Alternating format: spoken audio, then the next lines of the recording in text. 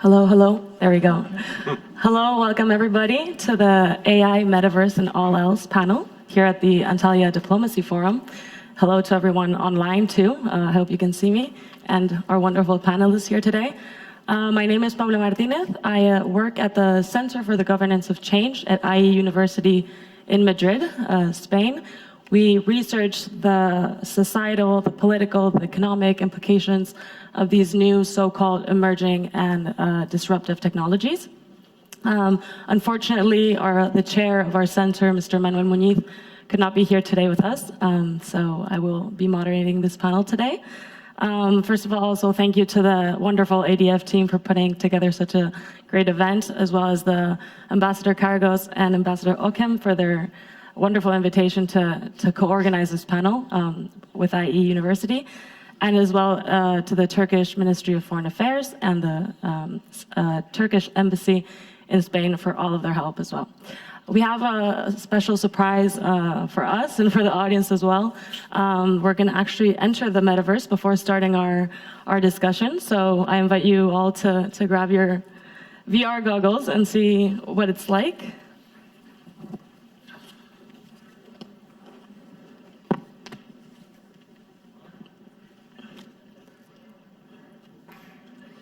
So I don't know about you guys, but I can see myself. Or not. Nope.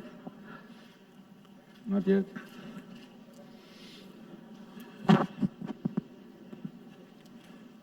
We're not supposed to move our hands a lot. Yeah. I cannot. I don't know the audience can see, but we're in the metaverse. I don't know. Can you see me? I cannot confirm that. Can everybody see themselves? No. By the way, my compliments to the ADF. This is the first talk about the metaverse where they actually brought us into the metaverse, so well done to Turkey.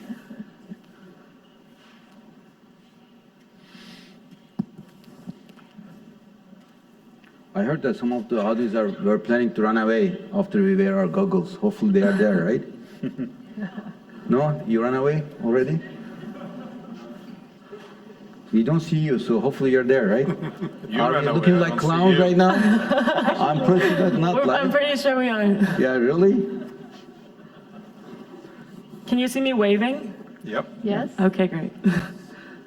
And we have a view of a beautiful night sky and a twirling icon for the ADF. And a proper amphitheater. Proper amphitheater. Only torsos.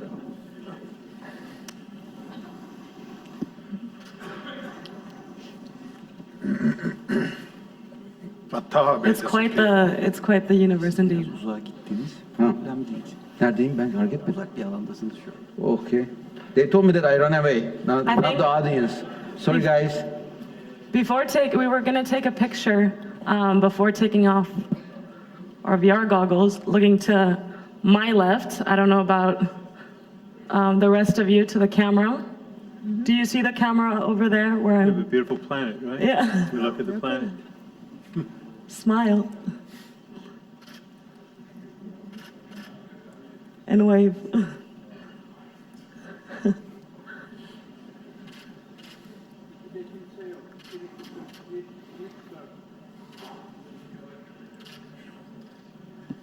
Did we get some good shots?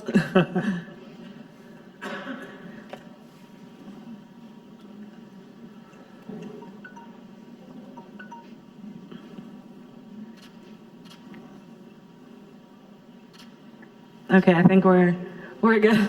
Thank you. Wow. That was quite an experience.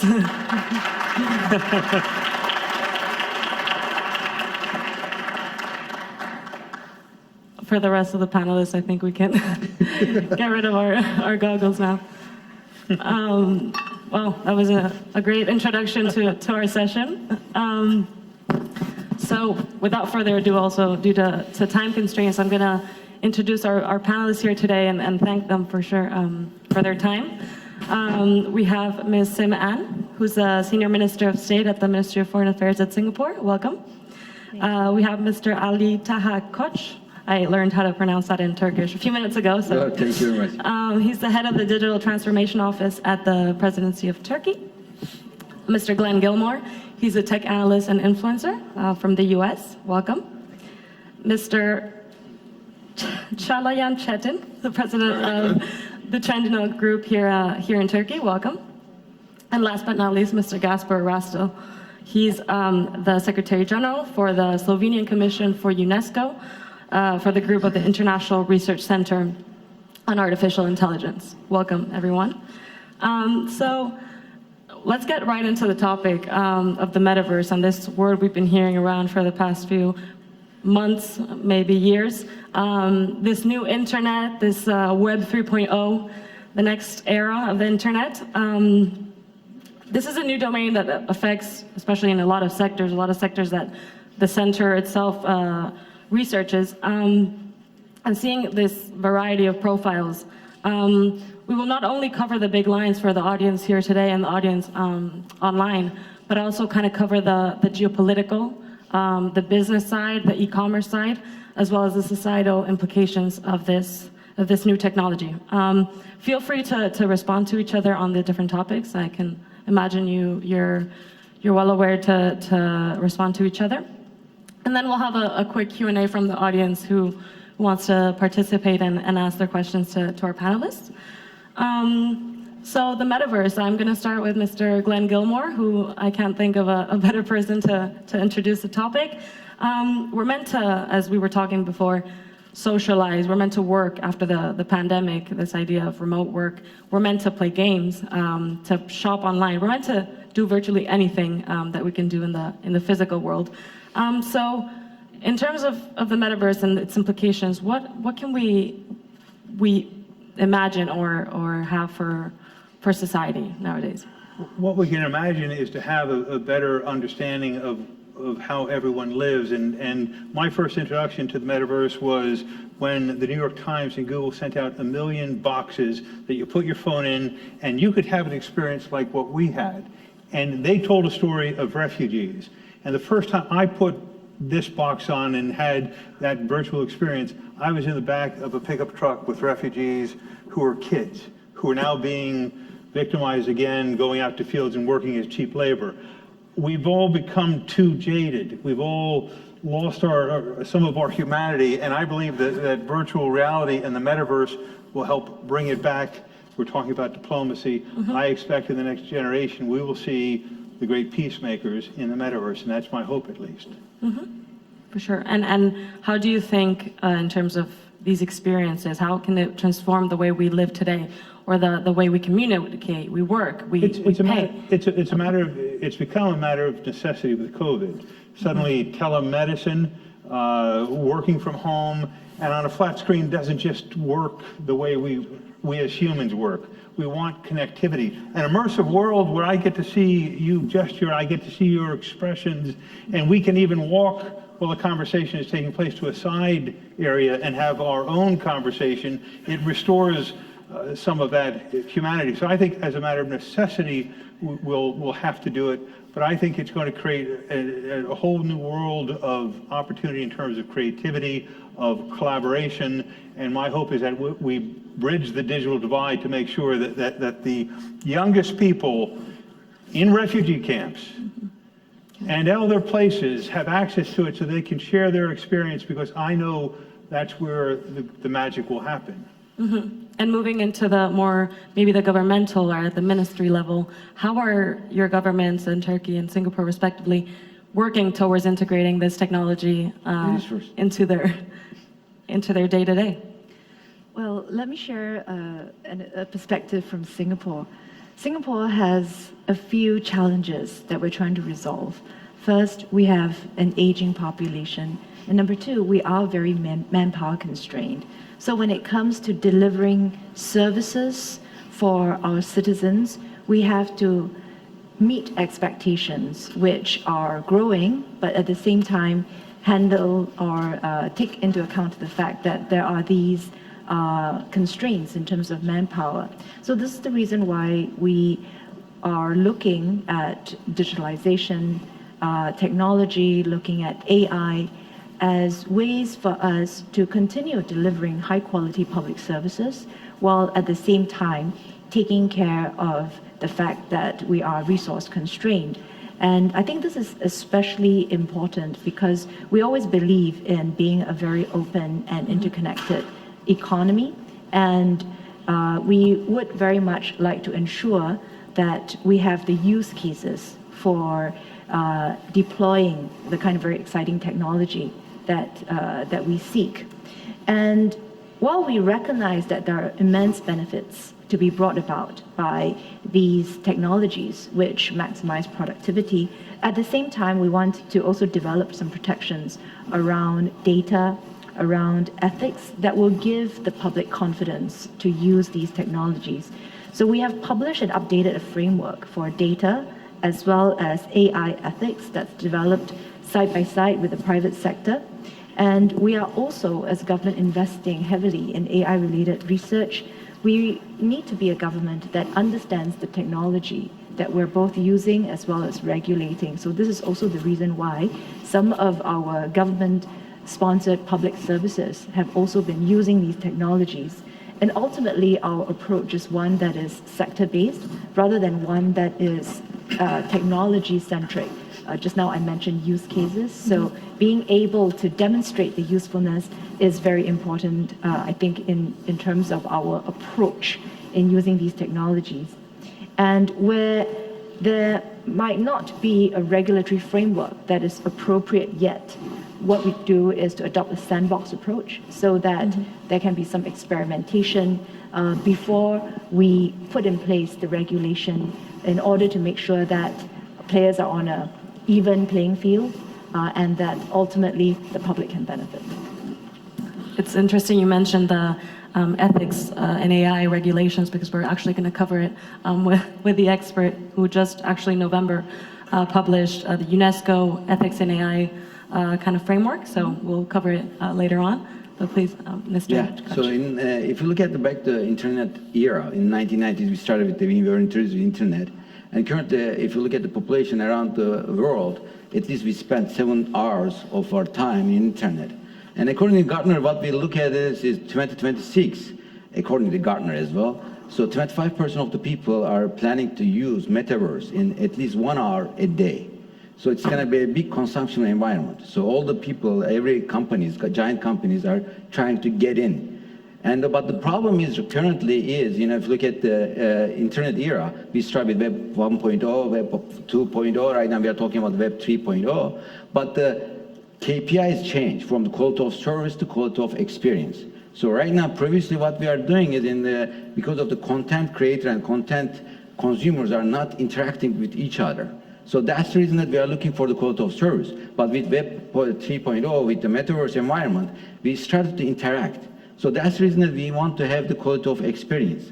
So then the regulations becomes harder because the experience is not a unique experience for you is different than experience for me is different. So that's the reason that the regulation-wise it's going to be a little bit a big problem. But overall, what we think about is, in order to regulate a system, first of all, we need to define it. Currently, we cannot perfectly define the metaverse. You can think about it, it's a beyond universe, but is it really a beyond universe?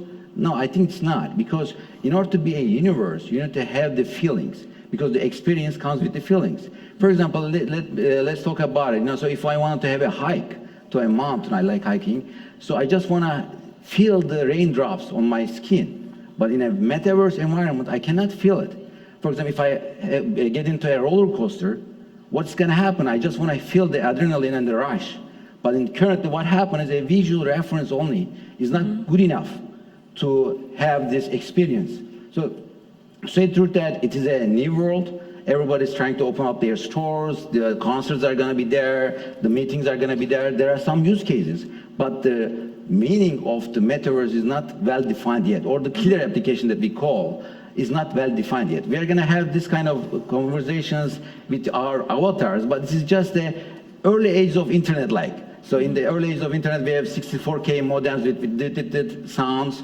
It is something like that. We have Web 3.0 starting point right now. So that's the reason that regulating this kind of technologies as early as possible is not a good thing. So we want to let all the companies around the world to come up with their apps and the technology. So we're going to see what's going to happen. Yeah, and I'm sure Glenn can bounce onto this, but the idea is that it's ongoing technology, right? It's supposed to be, they're supposed to create suits out of it that have sensors and all over, so that you can have exactly that experience of going on a hike or touching water. But I don't know if Glenn wants to continue on. Certainly there are haptic suits, and so that you can feel certain things. And they're also looking at having devices that will have olfactory, you can have a sense of smell. Will it ever be like in real life? Perhaps it will, because technology moves so incredibly fast. We're still going to want to have that in real life experience, but virtual reality, you will have the touching of a raindrop, because they're already working on those technology, and they have some degree of haptics, but touching a raindrop, I believe that we'll have that sensation very shortly, because technology moves much faster than we can even imagine. Exactly. So kind of going into the geopolitical aspect of this panel, and as well as the diplomatic, as this forum's topic covers, you mentioned how states already want to get into the metaverse. It's kind of one of their objectives. And we're seeing nowadays the competition between state and non-state actors. GAFAM companies also kind of lead the way in that sense. So I have a global kind of question to you all. How will this technology affect the balance of power between state and non-state actors that we can see to this day with regulation by proper countries on technological companies? So, go ahead. I had a conversation with Michael O'Hurley, who's one of the delegates from Ireland who's here, and he mentioned just about Greta Thunberg, this young person who has become the conscience of sustainability, of climate action. And I think one of the exciting things about the metaverse is that it will be an equalizer in some ways. It will bring disability inclusion. It will bring inclusion, digital inclusion, if we provide the resources to make it happen. And I think when we talk about new ideas and innovation, we should be keen to listen in the metaverse, just as within social media. I teach about social media marketing at a university. One of the key things is to always listen in that space, because that's where you get the interaction that helps you advance so many goals. I think here the important thing will be regulation as well, though. For the I mean, one thing of virtual reality is obviously about breaking barriers. You know, when you want to travel in the virtual reality space, will you need a visa or not? You know, will you, if you buy something in the virtual reality world, you have to pay customs or not? There's all these other regulatory frameworks underneath it, I think, that have to be adapted to make the experience wholesome. And to what level, kind of bringing in the UNESCO recommendations, to what level do you think companies going to integrate those recommendations that you just published months ago? Yes, here I would like to say, if we look also at the geopolitical impact of such developments, and if I'm now representing not the United Nations Educational, Scientific and Cultural Organization per se, because I'm working for the national counterpart for the National Commission of Slovenia for UNESCO. Here it says that I'm also some governmental focal point. That's a mandate that I have from our government, representing the first international research center on AI under the auspices of UNESCO, which was established also in November last year at the General Conference. But if I'm talking about such conglomerations like the United Nations system, which was, and hopefully that we will come back to the leading role of diplomacy once again after such wars like we are experiencing now in Europe, hopefully that diplomacy will be in the lead again, because such a system was established after the Second World War in 1945, and with the biggest purpose to reach out for common peace on this world. And such an organization established 70 years ago, or more than 70 years ago, these are old and big bodies which work very slow. However, UNESCO also in the field, when we are looking at emerging technologies, tries to, because UNESCO is not only World Heritage and Cultural Heritage, but it's about education, but it has also one big sector dealing about social and human sciences, as well as communication and communications. And here I can see that we started, for example, 10 years ago with so-called open educational resources, which are also based on emerging technologies, and of course UNESCO reaching out to the entire world. And when we are looking at Metaverse now, on the other hand, which is in its humble beginning, starting phase only. Glenn said, yes, technology is developing in a fast way that we cannot imagine or we cannot follow even. However, it's a starting phase, and we will still see how fast it will adopt parts of the world. And it could take years, it could take also decades. However, UNESCO tries, and you mentioned already the so-called UNESCO recommendation on the ethics in AI.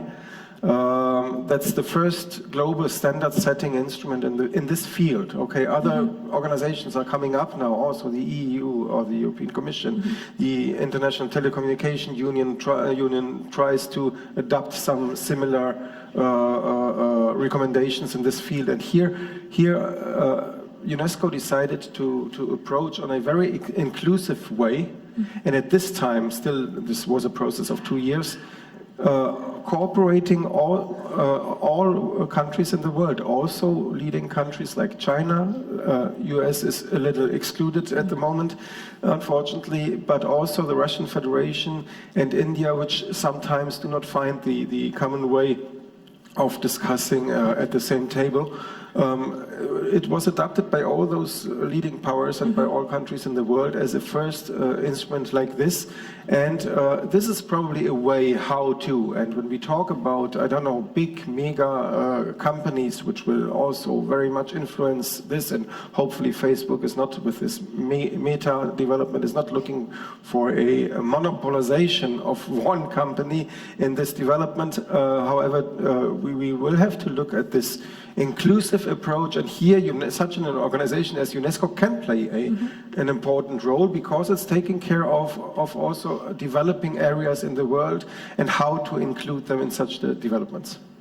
So I'm redirecting this question to Ms. Anne and Mr. Koch. Were you aware of these recommendations? Do you think it's something plausible inside your governments, or you had your own set of rules in terms of the use of AI for your government services? Yeah, sure. First of all, I just want to say that the metaverse is just a name right now. It can be A-verse, B-verse, C-verse. So as a government, what we need to be open to all of the verses. So that's the reason that we are not supposed to stick with only one company, because it's not going to be good for all the people around. So we are just going to be open to all the verses. Absolutely. Anybody can create their own verses. So that's another thing, So overall, all the rules are designed for a universe or the world. Exactly. But right now we have multiple verses. So what about the regulations or the rules are going to be? So that's another biggest problem. And then also what we think about at the beginning of this metaverse environment is going to be recycling to all the people around the world, because everybody needs to have it, the digitalization. They're going to lose their jobs most probably, or they need to be more talented. So with this kind of environment, we're going to bring this gap, so then everybody can get some training with the new skills, such a way that all the public institutions are going to be used around the world, such a way that we are going to retrain people to get used to this kind of technologies. Otherwise, it's going to be their jobs or their lifestyle is going to be obsolete. For Turkey, last year we published our AI strategy, which is going to cover 2021 and 2025. And in this strategy, we focus a lot on the ethics of the AI. Because what happened is, the problem with, for example, like autonomous driving, right? So if there's an accident, who's going to be the responsible? Driver, the engineer who builds the system, or the data collector, or who? Or even a part of the car who built the car. Yeah, and also what happened is, if this happens in Turkey, but the algorithm or this artificial intelligence algorithm is built in the United States, which laws are going to be effective? So this kind of question needs to be asked and needs to be answered as well. But currently, we cannot find a clear answer for these questions. But overall, with all the academia and all the bit with our partners, we are trying to answer. But there needs to be a global, uniform rule saying that if AI is going to be like that, currently it's an old black box. We don't know what is inside. As all of us know, in an AI system, if garbage gets in, garbage gets out. So, but overall, what is inside, we don't know what is going on. So we are talking about the responsible AI in this respect. So all the companies who produce their AI algorithms or systems needs to justify how good it is working or how bad it is working. So clearly there's some kind of AI strategy in your government as well, and you mentioned as well, Ms. Ann, in Singapore. Moving on to the retail or the e-commerce business side of this technology, there's this idea of switching from the online to offline model, being that you order, you try on the clothes, you buy online, but then you receive it physically at your home. This, of course, eliminates all the traditional costs of prototyping or the mannequins or the coat hangers and the clothes hangers, sorry, which we see already in the metaverse. We've seen how companies, retail companies or brands like Nike, Gucci, Zara have been in there. So I want to ask Mr. Chetin, how is this sector changing and how can the metaverse help? Look, I mean, first of all, obviously e-commerce has been a disrupt in itself because it's the development from brick and mortar to the digital world when it came to retail. And, but it has created massive synergies, obviously, and efficiency in the whole retail space. As of currently, we as Trendyol in Turkey, we have 250,000 sellers from all around Turkey, reaching 35 million customers. I mean, just to give you an example, every day we have 20 million people who do 50 million transactions. We ship 1 million packages. All this we can do with the technological development we've built, with the algorithms that we have in place, with artificial intelligence that we created that can measure consumer experiences, that can measure efficiency for our producers and sellers.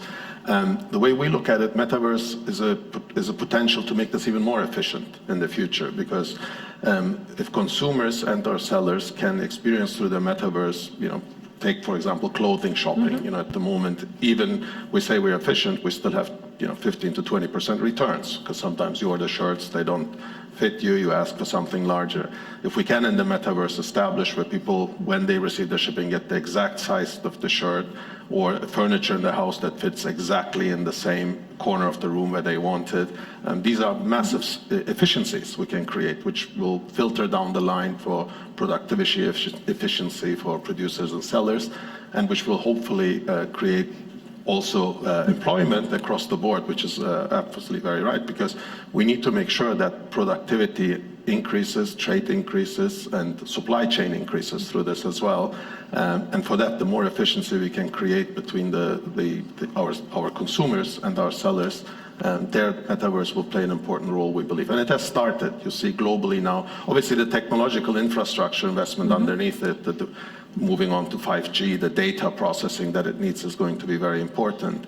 But the way I look at it, that hopefully will also be a tool to just make the whole production side and the supply side of the economy more efficient. And you talk about the efficiency and the advantages of this this technology, but how is the Trendyol Group going to confront its potential challenges? Are there any? One is, as I mentioned, the infrastructure. We do need more data. Obviously, this is a very data-driven, technology.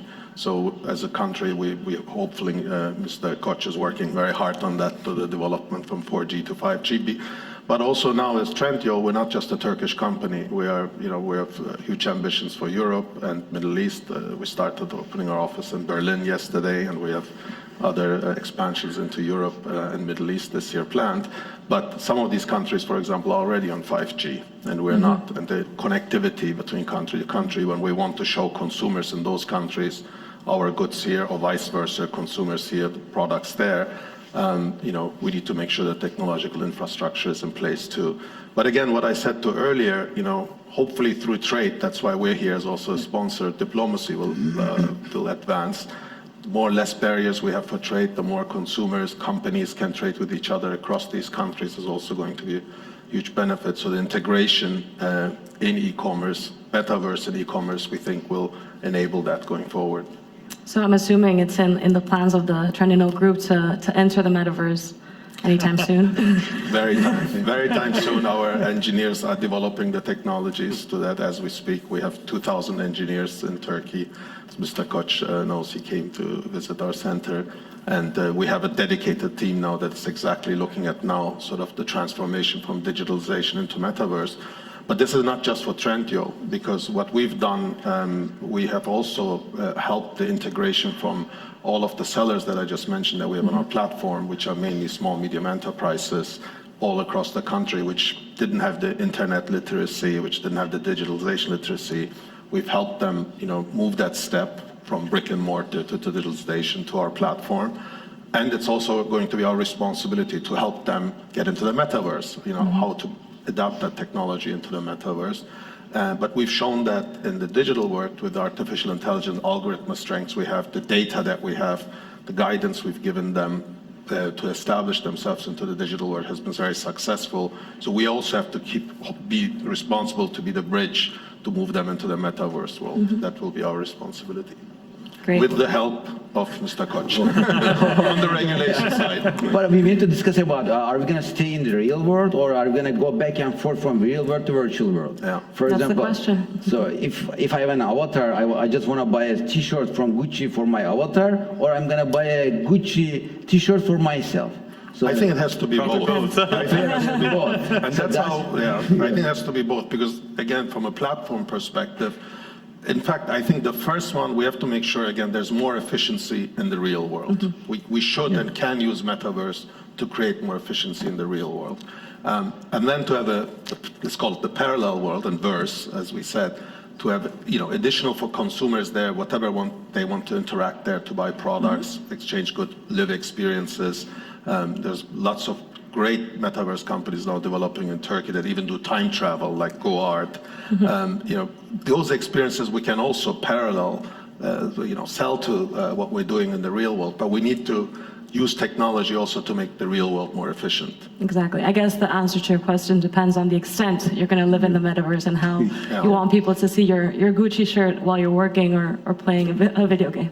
I also, it's a very good point that it's raised, and I had the privilege of being a Google Glass Explorer, and the Google Glass is this razor-thin type of wearable, but it's one that when it came out in beta was about the size of this, and now the Google Glass is quite small. This will bring you into the metaverse right now, but I think ultimately it will be something that will look more like sunglasses. And so when that happens, and the great thing with the Google Glass experience, I could be walking with them and say, hey, Glass, and ask a question, would have the information. Tell me more about that car, that beautiful Turkish car that's on the road there. Or I could wink and take a picture. And so I think we're to see that we will. But this again, switching back and forth. Back and forth. But when it becomes a wearable that you wear like you wear a pair of sunglasses, where you could remove the sunglass part on the Google Glass, we'll have that mixed reality all the mixed time. reality. I think that's the idea of like augmented reality, right? Where you can Sure. watch it as. But currently the hardware, we have still hardware limitations. All those glasses are not common everywhere. So it needs to be somehow regular glasses that everybody can buy and access. But then the other part becomes that these glasses needs to be connected, because it is not going to be, it needs to be like what happens with like cell phones, right? At the beginning, the cell phones are so big and it's hard to carry. Right now, currently everybody has their cell phones or laptops. So because they shrink and they become easy to use. Yes. So at the end of the day, people need to have these devices if they are easy to use. Otherwise, it's going to be hard to extend this metaverse environment. Exactly, and I think that comes to the third point about more the society level of this tool, especially the concern about accessibility and to what extent are people going to be prone to use this technology, and it's accessible to everyone. You were mentioning 5G; it has to be available. So I don't know, maybe in Singapore, in Turkey, or in the U.S., Slovenia, how prone are citizens to use this technology or to integrate it into their daily life? I think that's what is the question here. But again, I think it comes with you know, the more you use it, the more you get to. My father's 75, and he started using, you know, buying for e-commerce just now, you know, but Yeah. now that he's used to it, you know, and now he's, you know, he puts on his glasses, gets on his phone, he can use it, he sticks to it. I think Metaverse will have the same development. The more people get used to it, the more it becomes easier to operate, you'll see more people adapting to it. I think it goes back also to the use case.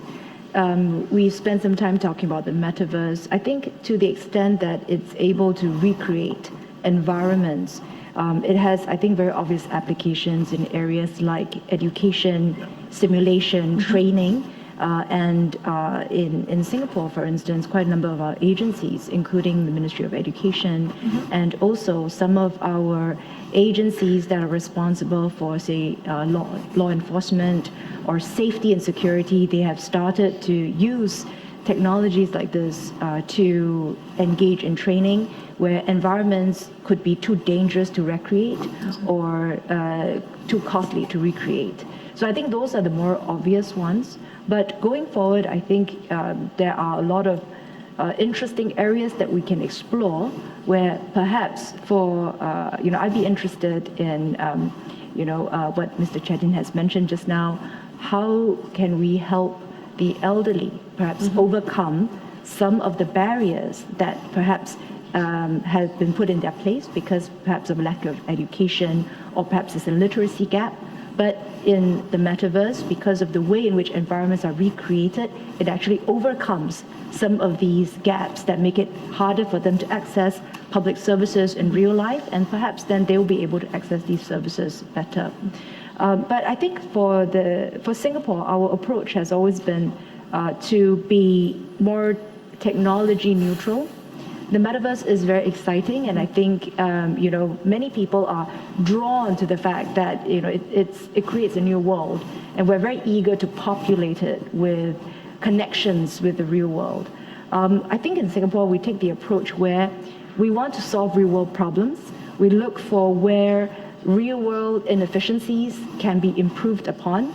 And if we take a step back, I think it goes beyond metaverse. It includes AI, data analytics, robotics. How do we bring them all together to help improve the quality of life for our citizens in a brick and mortar setting?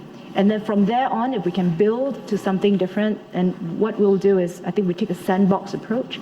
And of course, at the same time, we want to keep in very close contact with our counterparts overseas to understand how that the thought leadership is developing and how that regulatory environment is developing. I thought I'd give a small example of things that we hope to do with AI, with robotics, with Internet of Things to improve the quality of life for our citizens. I have another portfolio besides foreign affairs. I also serve in the Ministry of National Development, and one of the key things that it looks after is public housing. More than 80% of Singapore's population live in public housing. That's high-rise public housing. It's a very dense living environment, and in that very dense, packed living environment, the provision of services is something that challenges us because of the constraints that I mentioned earlier, lack of manpower and so forth. And one of the things that we want to do is to be able to respond to feedback about public facilities maintenance. If lights are broken and need to be fixed, if pavements need to be fixed, if lifts are not working, how do we make sure that they are maintained to a very high standard or that problems are responded to very quickly? So I oversee the work of the Municipal Services Office. And we have a mobile app that collects all these kinds of feedback or complaints, if you will, daily from, by now, more than 400,000 users on the app. So every day we receive thousands of feedback, things that need to be done or seen to. And one of the things that we do is because we've collected so much data, we want to make sure that that process, that efficiency of responding, and then being able to move into predictive maintenance is there. And with that, we are now developing AI-powered chatbot so that people are able to respond. We won't be able to man the call centers necessary. We will not even be able to have enough people to read through all the submissions on the app. But people need to have that human touch. They want to know that their issues are being looked at and that there is empathy. And I think where we can marry some of these technologies together and help deliver that service to the public, I think very importantly, there will be greater support and acceptance. And people are also more willing to teach one another to get onto the service. And I think this applies equally, whether it is for mobile apps, whether it's the use of QR codes, whether it is the use of the metaverse. And I think having that successful use case build that support level amongst the public, different age groups, I think that's very critical to digital and technological adoption. That's a very interesting point, Minister, because this whole idea of using artificial intelligence for e-government or public services, the so-called tech for good, I can imagine you're in agreement how this technology can improve society in the long term, at least through public services, and the idea of a chatbot to respond to public demands. Sure. I mean, it's very interesting to follow this discussion. However, I would like to stress from my point of view, from my role that I'm sitting here, is that when we are talking about technical development, the digitalization, etc., we know that when we are looking to the internet, for example, we're talking about the World Wide Web. So worldwide, what does that mean? Connectivity among the US, Singapore, China, developed countries. How many of the 8 billion people in the world have access to the internet? So it's not 50%. So we cannot talk about the World Wide Web, which is open and accessible, that you were questioning before. So here I would like to stress that we will have to have some responsibility if we would like not to live in a few years in a metaverse world and enjoy all profits out of that. And we know that AI and the development of AI has, yes, very positive impact on major parts of the society and the development, like health, like industries, like trade, like climate change, etc. We know that, but it has also really dangerous implications. It can be in military, it can be in regard to personal digital rights, etc. So we can see that how AI is used by, I don't know, autocratic states and democratic states. So it will be again a division, a divide in the world of this development. So here we have to see, and I was talking a few minutes ago when it was my turn, in African countries. I mean, I'm traveling a lot, usually not in COVID times, but before. And if I'm having a look at educational systems in really poor countries like Ethiopia or the Sudan or so, where you even do not have school rooms, schools, classes, or access to laptops or computers.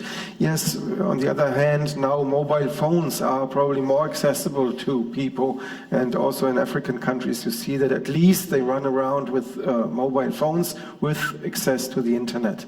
But here also richer countries, Slovenia, I would like to give only one outstanding example in regard to those open educational resources. It's not difficult to establish a satellite connectivity via mobile phones in order then to make available textbooks, study books, also, I mean, on virtual basis, accessible also to students, pupils in developing countries. I think this we need in this discussion also to stress. Of course, everything is important, what was said by yourself, and of course to prevent probably too much misuse.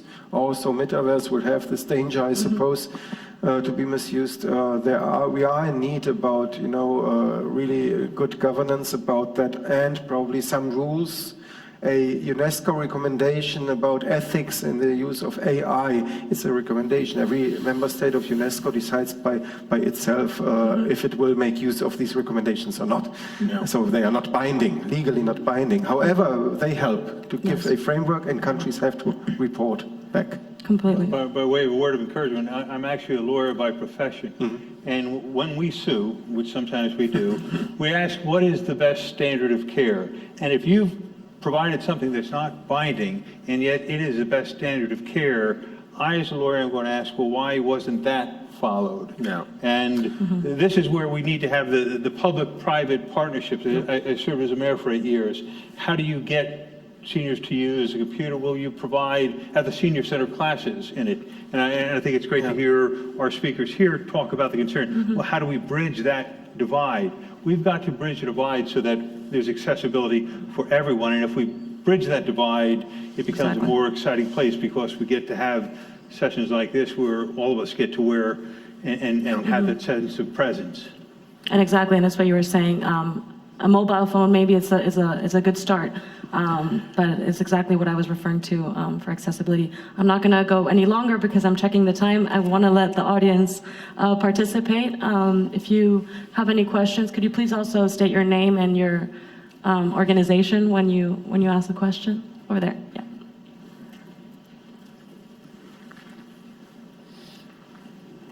Thank you. My name is Defna Sayman, and I'm from ASEAN University. And my question is addressed to you all. So at the beginning, Mr. Glenn Gilmore has explained that how he met with the metaverse. He was put in a situation of a refugee in a truck, and I believe that it will help us to increase our empathy, and it will help us to adopt empathy in our policy making. But this is one way. On the other hand, Mr. Alita Koch said that it is expected for a regular person to spend about an hour in the metaverse.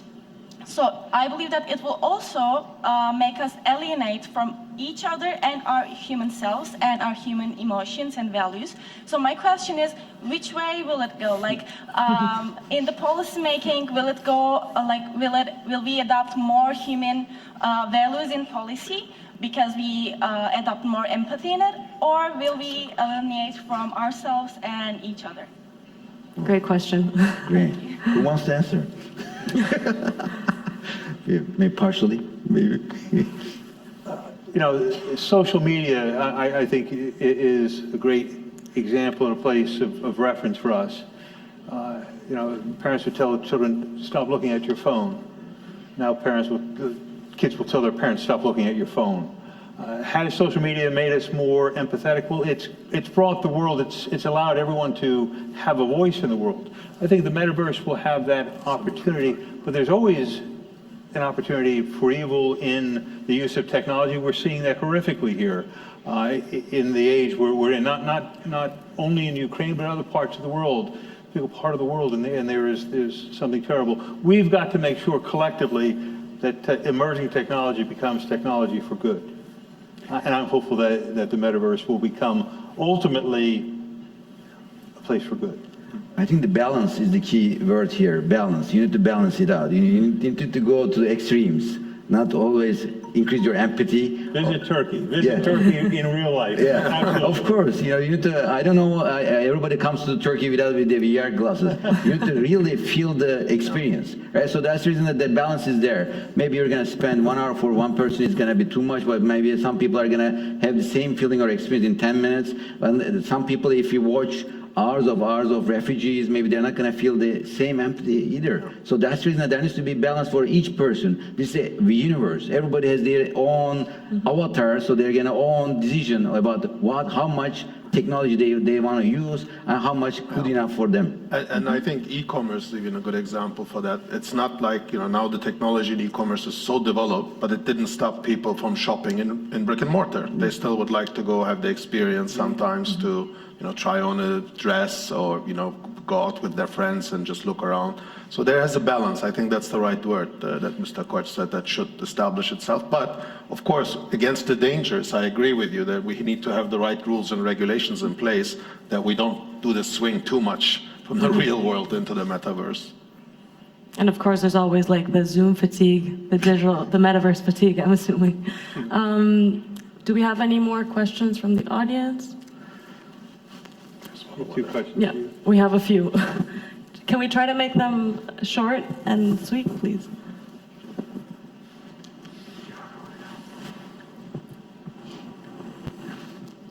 Hi, welcome. Can you hear me? Yeah. My name is Gamze. I'm from Antalya Bilim University. I study economics. I'm doing double major in political science and international relations and a minor in business administration. So I have two questions. First of all, moving on from what you have said, if I need to pop up. Right now, verses are such platforms where people are just spending a few hours, but I feel like in the upcoming decades it will increasingly increase, and by the end maybe this will switch to become a reality. So in that sense, what do you think? Actually, I want to have your ideas. Will it become such an augmented reality in which the physical world and the digital world, the distinction between will become very blunt or not? And my second question is, in political science, one of the very few concepts we're learning is the relationship between state, society, and the companies. So what's the most essential element that brings and solidifies the relationship between these three agents is tax. But with e-commerce and all other branches moving to artificial intelligence and digital world, we see that the taxation system is not under threat, but it's becoming also blur, because today we have US citizens who are working for the Turkish companies located in Turkey. So what do you think about this, about the taxation system on the base of the e-commerce and the business world moving to the digital life? Thank you. Thank you. I think we're going to cover mostly the second question. Yeah, the first because one the we first covered, was yeah. and also do the time constraints. I think on tax I can maybe start, and then Tahabe can, or you can. On the e-commerce side, taxation, actually to the contrary, when you do everything through the digitalization, where everything gets recorded, and by default, tax leakage becomes impossible because everything gets properly transacted, and it's documented and there's data. Now, when we move on to the metaverse world, obviously that was one of my first points in the beginning. When people shop for their avatar, or when there's a production, digital production for their avatars, how that will be governed, I think there's a lot of work that the governments at the moment are thinking through how the taxation structure will be there. Because you're absolutely right, there's going to be an economy there, there's going to be spending there. How that gets taxed, that should be, I think, one of the regulations that will come in place. But I don't think the application should be that dissimilar the way it works in the e-commerce at the moment. But also what we need to think about is with the new technologies, we always think about what we have and we have to compare it with all technologies. For example, 19th century, when we first find the cars, it's called horseless carriage. Because at that point, everybody is using horses to carry stuff. So they call it horseless carriage. Then right now we get rid of the horses. Hopefully with the AI, we're going to get rid of the drivers as well. But hopefully it's not going to happen soon. But we need to think about it with the taxation perspective. These new technologies, we need to come up with the new structures. Maybe we're not going to call it tax, but we need to come up with the new structures to suit well with the new technology. Because taxation is for the old business style environment. Right now, this is totally new. And then for a totally new structure, we need a totally new regulation. I'm just going to go into the two last questions. I think we have 5 more minutes. Okay. Over there.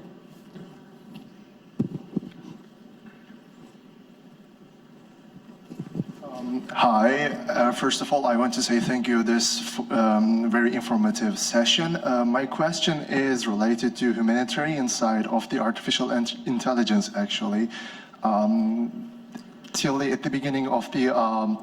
Since at the beginning of the session, we're talking about the things artificial intelligence and metaverse promising, but I want to ask something related to the point Mr. Hrestel made. What about the democratization of artificial intelligence and metaverse? Yes, artificial intelligence, new technology offers a lot to developed countries because they are able to invest in more and getting more developed and rich. But what about still developing world or the underdeveloped countries? Because if you ask me, I feel like this further developing might cause a deeper cleavage between developed and underdeveloped world, and I was asking to what extent possible to make the new technology more democratic and more reachable for people, because even the current pandemic we're experiencing shows us that how vulnerable people are still, even though we say that, yeah, world is more developed, richer than before, but it doesn't hide the fact that there are still inequalities. So yeah, basically my question is, to what extent we can make artificial intelligence, metaverse, or other new technologies more democratic? Thank you. Hard question. I will try to somehow find a reply. Thank you for this question. I tried also to discuss this in my last point that I mentioned before, and on a global way, this could be probably a challenge which has to be tackled in the next. I mean, it cannot be solved in the next I don't know, few weeks, and will of course not hold the speed of the development of technologies if we are talking about to establish a system how to include all countries, especially the developing countries and the people living there, into the development of such technologies. But if I'm looking, for example, and now I would like just to talk on behalf of our International Research Center on AI, this, which provides a good, outstanding example how, for example, we can probably reply on such questions like you just posed, is that this research center last year tried to globally identify and asked with a call to identify a list of top 100 solutions in the field of artificial intelligence, or how artificial intelligence can support the implementation of the Sustainable Development Goals. As we all know, one of those goals is also in the field of health, and in regard to the COVID disease, there's a great, really good example which is working now presently in 80 plus countries across Europe, Asia, Southeast Asia, Africa, so also in many developing countries, not only rich developed countries, but it's there is a team from Asia, from China, which developed a AI model how to in the framework of X-rays for chest examinations. And through this AI model, the COVID virus could have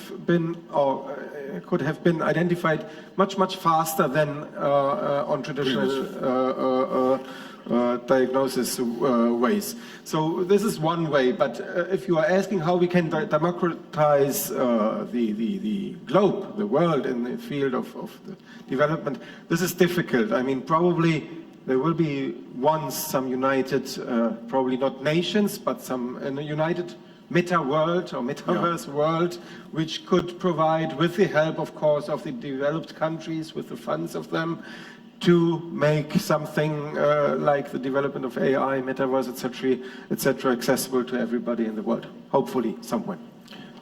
I fully agree, but it takes time, as you said. This could be decades. Yeah. And now, just to give you one example on how e-commerce and digitalization developed. I mean, when we as Trendyol started 12 years ago, it was mainly Istanbul, right? But today in Turkey, we have 81 cities, and we are in 12 years now, we're in every city. We have 250,000 sellers. And when Mr. Kocan, our technology minister, came to visit us, they asked us, they said, are you really in every city? We said, yes, we are. They asked, are you also in Hakkari, which is the poorest city, as we know, per GDP capita in Turkey? We said, yes, and we gave them a whole list of our sellers. They called even to check. So it takes time, but if you let technology, if you make it accessible, right now, any seller in Turkey, as long as they raise their hand, want to be on our platform, they can.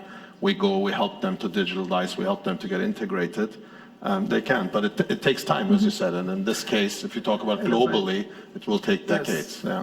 And probably in one sentence, which I was mentioning with the open educational resources, and if we say that already also many people in Africa now have a mobile phone which can be connected to satellite or to internet, and developed countries can make available textbooks and the technology that translates the textbooks and in the respective languages.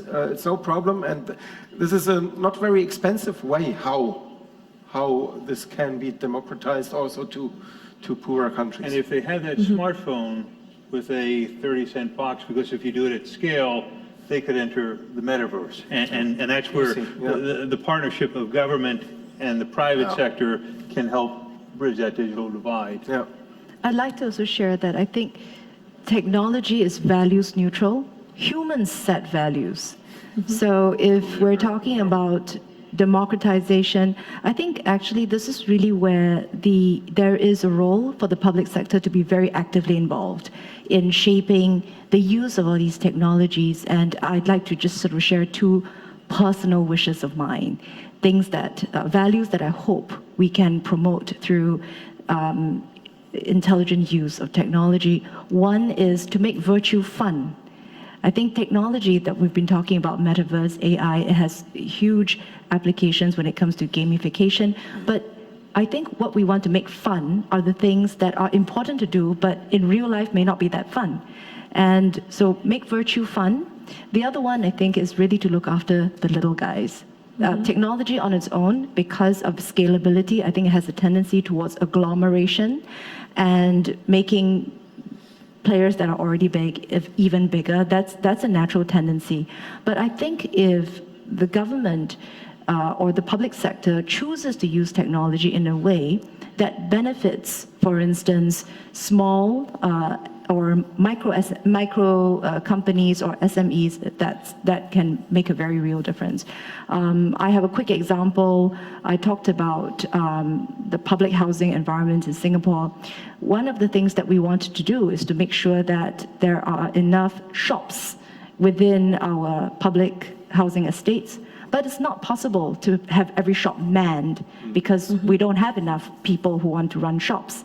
But if we let the private sector, do unmanned shops, it's very likely, first, maybe there won't be very many of such shops because it's difficult to overcome the logistics challenges, or they may all go towards specific large chains. But we in Singapore embarked on a small experiment to help the mom and pop shops, the sole proprietor, really small provision shops, make use of vending machines that can essentially serve as unmanned points of sales and put them at strategic places, locations around the radius of one shop. And what this does is it actually solves one of the problems that we've had. We want to digitalize small businesses, but usually we ask them to become web businesses. But I'm sure Trendy will agree, not everybody is destined to become a web business. But are there technologies, AI, Internet of Things, that allow smaller players to do better and sell more and serve more customers and also provide better coverage for residents without having to turn everybody into a web business? I think it's entirely possible, but that value has to be there first, which is how do we look for technologies that precisely advantage the little guy? And I think that those are values that are set by humans, and I think that's something that regulators can bring into the equation. Exactly. I'm going to conclude there. I think we can all agree that this is a fascinating topic, a huge topic to cover in way over an hour. And yeah, I think we can all agree that all we need is time, public and private collaboration, and most importantly, that it's human-centered all the way. Thank you for being here today.